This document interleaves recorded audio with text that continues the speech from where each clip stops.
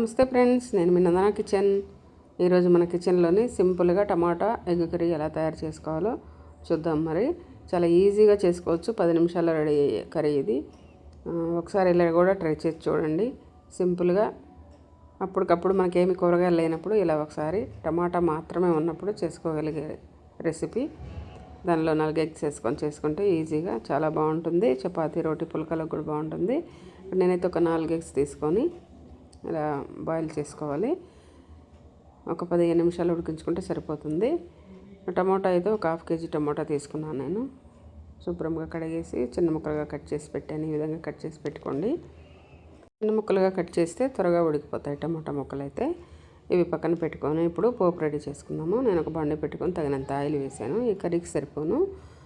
అలా ఆయిల్ వేసుకున్న తర్వాత ఒక స్పూన్ పోపు గింజలు వేసాను. అలాగే ఉల్లిపాయలు అయితే ఒక 2 మీడియం సైజు ఉల్లిపాయలు చిన్న ముక్కలు కట్ చేసి వేసాను. అలాగే 4 పచ్చిమిరపకాయలు, కొంచెం కరివేపాకు, ఒక 2 రెబ్బలు అలా వేసుకొని ఇలాగా ఫ్రై చేసుకోవాలి. వీటిని అయితే ఒక 80% ఉడికించుకోవాలి. ఈ విధంగా ఫ్రై చేసుకోవాలి. దీనిలో తగినంత సాల్ట్ వేసుకోవాలి. ఒక స్పూన్ పసుపు వేసుకోండి. వేసుకున్న తర్వాత అంతా కలిసి అలా ఒకసారి కలుపుకోండి. ఈ విధంగా అలా ఫ్రై చేసుకోవాలి. తర్వాత మసాలాలు ఒక స్పూన్ ధనియా పొడి, చిటికెడంత మెంతి పొడి, చిటికెడంత జీలకర్ర పొడి వేయించి పొడి చేసింది అలా వేసుకున్న తర్వాత కొబ్బరి, చెక్క, లవంగాలు పొడి చేసింది వేయించి ఒక స్పూన్ వేసాను. అది కూడా కొబ్బరి పొడి వేసుకుంటే బాగుంటుందండి టమాటా ఎగ్ కర్రీలోని. ఈ పొడి వేయడం మాత్రం మర్చిపోకండి. ఒక స్పూన్ అల్లం వెల్లుల్లి పేస్ట్ వేసుకోండి. వేసుకున్న తర్వాత ఇదంతా కూడా పచ్చివాసన పోయేలా 1 నిమిషం పాటు అలా ఫ్రై చేసుకోండి. చూడండి, మనకి ఉల్లిపాయలు అయితే చాలా వరకు వేగిపోయినాయి. ఈ మసాలాలన్నీ కూడా ఇందులో పట్టే విధంగా వేయించుకున్న తర్వాత టమాటా ముక్కలు వేసుకోండి. కట్ చేసి ఉంచుకున్న టమాటా ముక్కలు వేసుకొని మొత్తం అంతా కలిసేలా కలుపుకోండి. ఈ విధంగా కలుపుకోవాలి. మీడియం ఫ్లేమ్లో ఉంచుకొని చేసుకోండి. ఇలా అంతా కలిసేలా కలుపుకోండి. చూడండి, మనకు టమాటా అంతా కూడా మనకు వాటర్ వేయకుండానే దీనిలో ఉన్న నీరుతోనే మనకు కర్రీ రెడీ అయిపోతుంది. వాటర్ అలాంటిది ఏమి వేయాల్సిన అవసరం ఉండదు. ఇలా ఉడికించేసుకోవాలి. చూడండి, మనకి ఇలా అడుగు పడుతుంది మధ్య మధ్యలోని. అలా కలుపుతూ ఉడికించేసుకోవాలి టమాటా ముక్కలు అయితే. తర్వాత తగినంత కారం, నేనైతే 1 స్పూనున్నర వేసాను. టమాటా ఎక్కువ ఉంది కాబట్టి పెద్ద స్పూన్తో 1 స్పూనున్నర వేసాను. మీరైతే ఎంత తినగలరో మీ టేస్ట్ తరేళ్ళు చూసి వేసుకోండి కారం.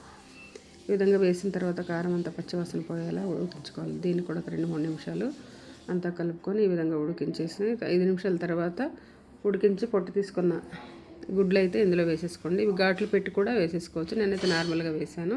ఘాట్లు పెట్టి ముందుగా ఫ్రై చేసి కూడా వేసుకోవచ్చు. 2 రకాలుగా చేయొచ్చు ఎగ్స్. ఇది ఈ విధంగా వేసాను నేనైతే. మీకు ఇంట్రెస్ట్ ఉంటే ఘాట్లు పెట్టి ఆయిల్లో వేయించేసుకొని కర్రీలో వేసుకోవచ్చు.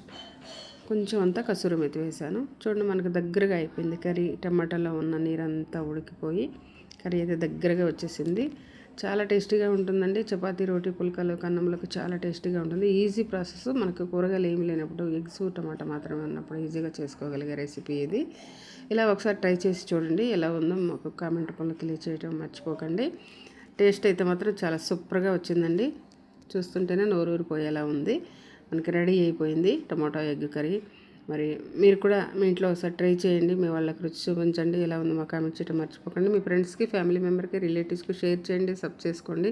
కొత్తగా ఎవరైనా చూస్తున్నట్లయితే తప్పకుండా ఒక లైక్ ఇవ్వడానికి కూడా ట్రై చేయండి నచ్చింది అనుకుంటే. చాలా ఈజీ ప్రాసెస్ అండి. సింపుల్గా చేసుకునే రెసిపీ. ప్రతి ఒక్కరూ మిస్ అవ్వకుండా చూడండి, ట్రై చేసి చూడండి. Thanks for watching.